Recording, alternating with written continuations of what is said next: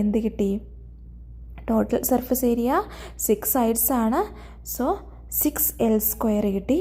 Then volume length into breadth into height ആണ്. All sides equal ആണ്.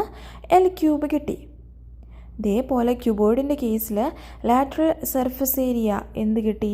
2 × LH + BH. Total surface area 2 × LH + BH + LB. 2 × LH + BH + LB. Volume എന്ത് കിട്ടി? Length into breadth into height LBH. Okay. അപ്പോൾ രണ്ടിൻ്റെയും ക്യൂബിൻ്റെയും ക്യൂബോയിഡിൻ്റെയും കേസിൽ നമ്മൾ പ്രധാനമായിട്ടും അറിഞ്ഞിരിക്കേണ്ട സംഭവങ്ങൾ സിമ്പിളായിട്ട് അതെങ്ങനെയാണ് കണ്ടെത്തിയത്, എന്തൊക്കെയാണ് ഇക്വേഷൻ എന്ന് നോക്കി.